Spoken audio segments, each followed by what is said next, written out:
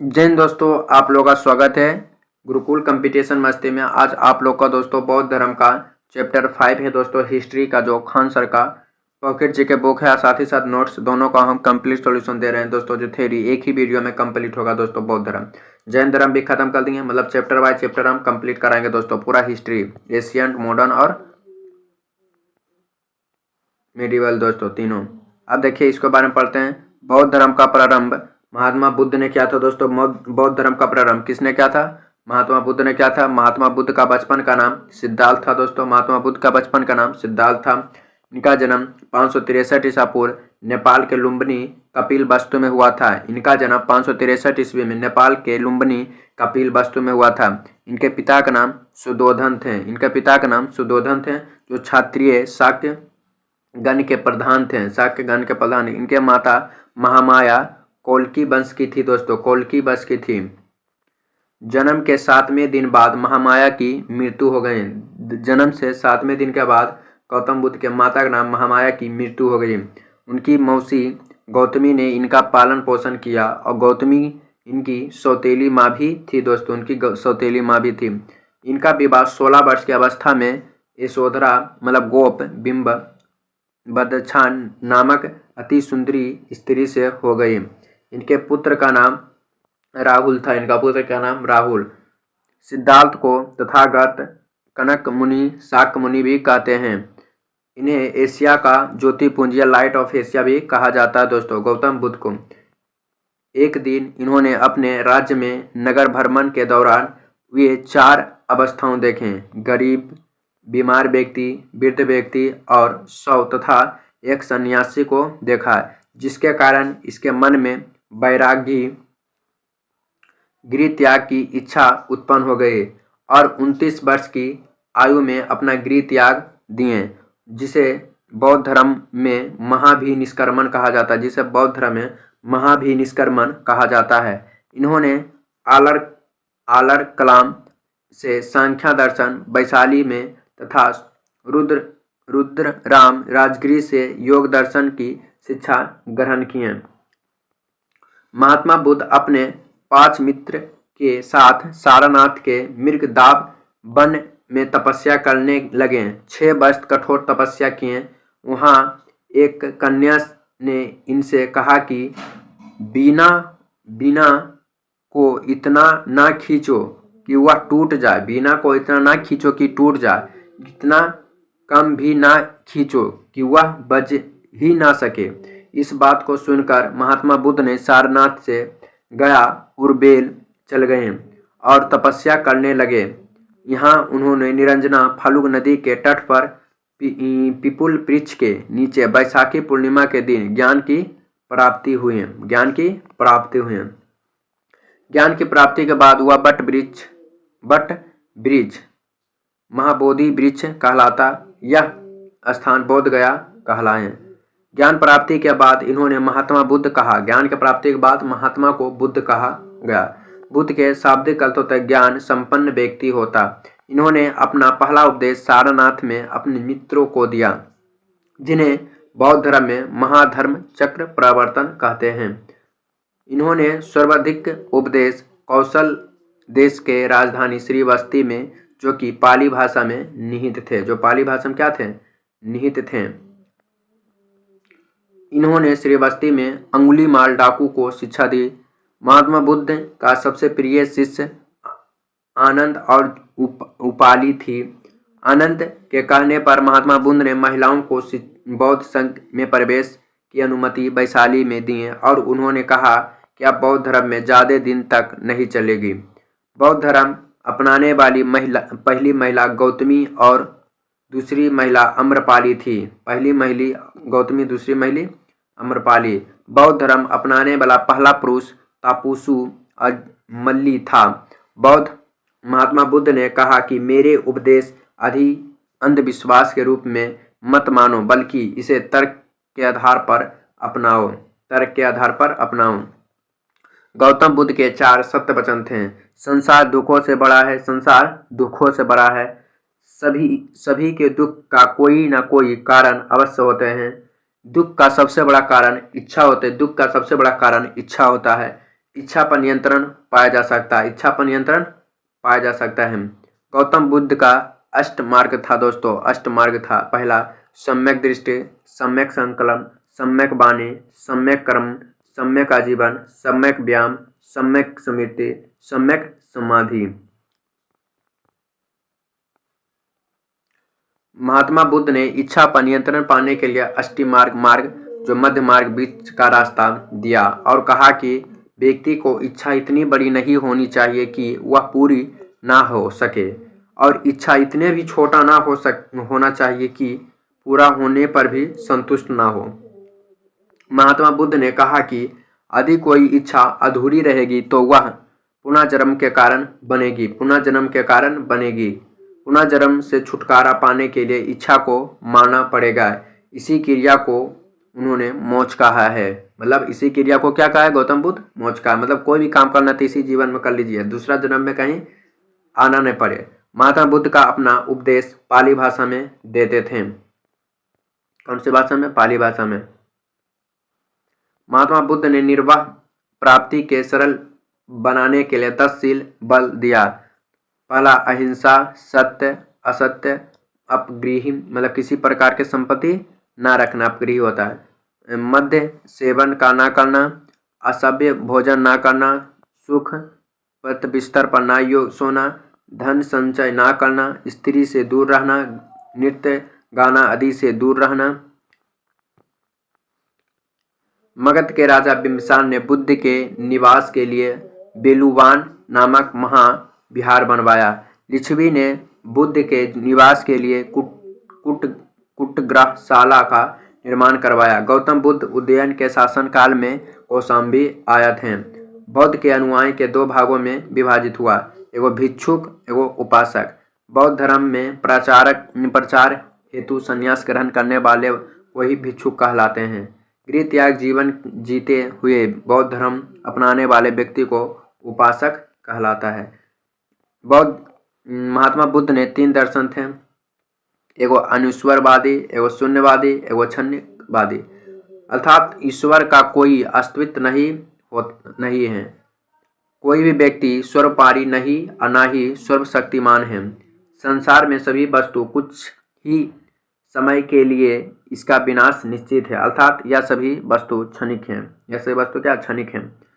बौद्ध धर्म में 3 प्रमुख सिद्धांत और त्रिरत्न हैं, बुद्ध, संघ, धम्म। महात्मा बुद्ध का सबसे पहले शिक्षा संकलन त्रिपिटक किया गया है। बौद्ध धर्म के त्रिपिटक विनय पिटक, सुत्त पिटक, अभिधम्म पिटक। त्रिपिटक का अर्थ ज्ञान भरा टोकरी होता है। त्रिपिटक का अर्थ होता है ज्ञान भरा टोकरी होता है। त्रिपिटक श्रीलंका में सिहली भाषा में लिखा गया है, सिहली भाषा में लिखा गया है। बौद्ध धर्म में प्रवेश की न्यूनतम आयु 15 वर्ष थी। बुद्ध अपने जीवन काल में इस संघ का प्रमुख देवदत्त को बनाया चाहते थे। महात्मा बुद्ध ने अपना अंतिम उपदेश कुशीनगर सुभद्र को दिया।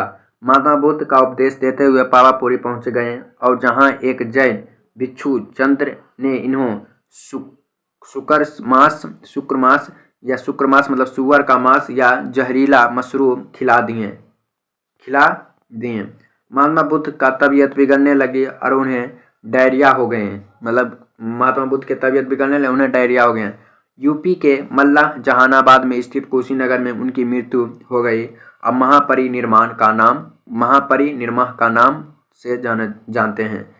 इनके अंतिम संस्कार का मल्ल महाजनपद के राजाओं ने धूमधाम से किया है। महात्मा बुद्ध के मृत्यु के बाद उनकी अस्थियों को 8 अलग अलग स्थानों पर दफनाए गए। इन्हें अष्ट महास्थान कहते हैं। गौतम बुद्ध ने अपने जीवन की अंतिम वर्ष ऋतु वैशाली में बिताए। महात्मा बुद्ध के समकालीन शासक बिंबिसार, उदयन, प्रसेनजीत और प्रखोत थे दोस्तों। महात्मा बुद्ध की मृत्यु 483 ईसा पूर्व में। इनके मृत्यु के बाद बौद्ध धर्म के प्रचार के लिए 4 बौद्ध संगीति की आयोजना हो गए। पहला 483 ईस्वी में राजगीर स्थान, जो राजा अज्ञातशत्रु पुरोहित कौन था? महाकश्यप। दूसरा 383 दूसरा स्थान कहाँ? वैशाली, राजा कालाशोक सब मीरा। तीसरा 250 BC पाटलिपुत्र अशोक। चौथा 32 ईस्वी में यकुंडल वन कश्मीर जो कनिष्क शासक जो वसुमित्र अध्यक्ष थे दोस्तों। बौद्ध धर्म संगीत के बाद बौद्ध धर्म के दो भागों में बांटा गया। एक हीनयान यह महात्मा बुद्ध के उपदेश में कोई परिवर्तन नहीं किए। हीनयान मूर्ति पूजा और भक्ति में विश्वास नहीं करता था। इस संप्रदाय का ग्रंथ पाली भाषा में था। आगे चलकर हीनयान दो भागों में विभक्त हो गए हैं, एगो बैसाखी एगो सोत्रिक। हीनयान का आदर्श है अरहत पद का प्राप्ति। हीनयान के भारत के दक्षिण भाग में श्रीलंका, जावा, बर्मा आदि देश भी फैले हुए थे। हीनयान अवस्था का विशालतम एवं सर्वाधिक विकसित शैलकृति चैत्यकृति या पुणे में स्थित है।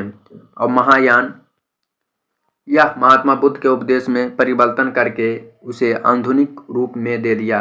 बुद्ध ईश्वर मानकर उनकी उपासना भी करते थे और तथा मूर्ति पूजा भी करते थे। इस संप्रदाय का ग्रंथ संस्कृत भाषा में था। महायान आगे चलकर वज्रयान शाखा में टूट गए। वज्रयान शाखा में बौद्ध धर्म का विनाश के कारण बन गई क्योंकि इन लोगों ने मूर्ति पूजा, मद्यपान, बैसाखी प्रीति को अपना लिया।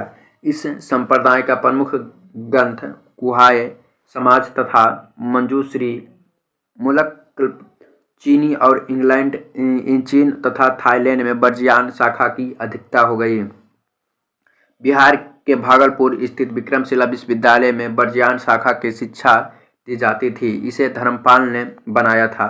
नालंदा विश्वविद्यालय महायान की शिक्षा दी गई जाती थी, जिसके संस्थापक कुमार गुप्त थे। इसे बख्तियार खिलजी ने ध्वस्त कर दिया। बख्तियार खिलजी ने क्या किया था? तो ध्वस्त कर दिया था। उदंतीपुरी विश्वविद्यालय बौद्ध धर्म के महायान से संबंधित, जिसके संस्थापक गोपाल थे। कनेरी के शैलकृत गुफाओं में 11 सिर 4 भुजाओं के बौद्ध सत्व का अंकन मिला। सारनाथ की भूमि में स्पर्श मुद्रा वाले बुद्ध की प्रतिमा गुप्त काल में बनाई गई। बुद्ध की खड़ी प्रतिमा कुषाण काल में बनाई गई। बुद्ध की देवता का प्रतिष्ठान कनिष्क के समय में दिया गया। भारत में सबसे पहले जिस मानव ने प्रतिमा की पूजा किया वह बुद्ध की प्रतिमा थी। इसी के साथ मूर्ति पूजा की नबी रखी गई। बुद्ध की 80 फीट की प्रतिमा बोध गया में है। इसे जापानियों ने द्वारा निर्मित किया गया था। जापानियों के द्वारा 30 फीट ऊंचा 10 फीट लंबा गौतम बुद्ध का श्यान मुद्रा की मूर्ति बोध गया में बनाया गया। बुद्ध की प्रथम मूर्ति शैली मथुरा शैली में थी। बुद्ध का सर्वाधिक मूर्ति गंधार शैली में मिला। धार्मिक जुलूस का प्रारंभ बौद्ध धर्म से हुआ। बौद्ध धर्म के रामायण अश्वघोष का पुस्तक बुद्ध चरित्रम को कहा जाता है।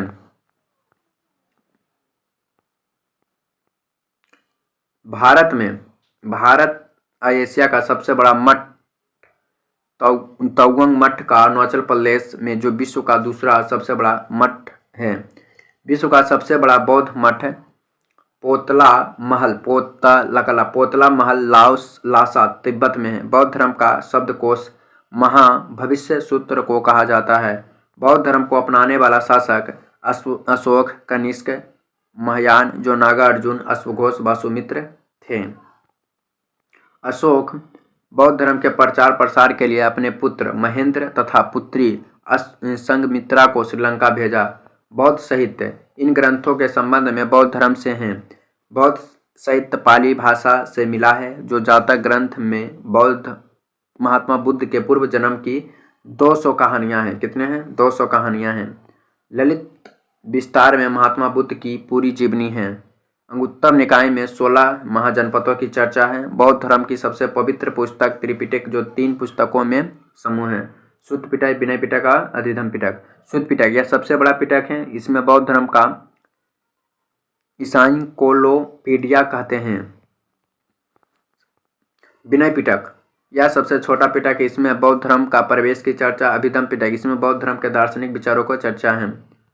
बौद्ध धर्म से जुड़े चिन्ह, गर्भ में थे तो हाथी, जन्म हुए तो कमल, गृह त्याग दिए तो घोड़ा, महाभिनिष्क्रमण, युवावस्था में आए तो साढ़, ज्ञान प्राप्ति हुए तो पीपल, बौद्ध वृक्ष, प्रथम उपदेश चक्र, धर्मचक्र प्रवर्तन, समाधि में शेर, निर्वाह में पद चिन्ह, मृत्यु है तस्तूप, महापरिनिर्वाण। महात्मा बुद्ध के जन्म, ज्ञान प्राप्ति तथा मृत्यु बैसाखी में हुआ, जो अप्रैल में महीने में पूर्णिमा के दिन हुए, जो बैसाखी पूर्णिमा के बुद्ध पूर्णिमा कहते हैं। मतलब जन्म, ज्ञान की प्राप्ति और मृत्यु कहाँ, बैसाखी में हुआ। गौतम बुद्ध और जैन धर्म में समानता दोस्तों, दोनों मोक्ष की प्राप्ति पुनर्जन्म पर विश्वास किए, दोनों मूर्ति पूजा, भगवान को अस्तित्व को विरोध किए, दोनों को कर्मकांड का विरोध किए, दोनों हिंदू धर्म से टूटे हुए थे। दोनों हिंदू धर्म से क्या थे, टूटे हुए थे। जैन धर्म पूर्व जन्म के कारण आत्मा को बताया, जबकि बौद्ध धर्म इच्छा को बताया। जैन धर्म ने मोक्ष की प्राप्ति का संलेखन विधि अपनाया, जबकि बौद्ध धर्म अष्टमार्ग को अपनाया। जैन धर्म ज्ञान प्राप्ति के काबिल कहा, बौद्ध धर्म को मोक्ष कहा।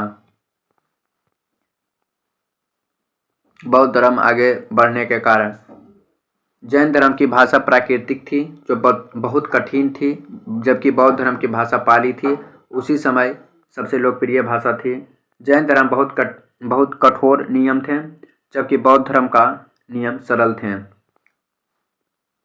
जैन धर्म में महिलाओं को सम्मान नहीं दिया गया है, जबकि बौद्ध धर्म में महिलाओं को बराबरी का अधिकार दिया गया है।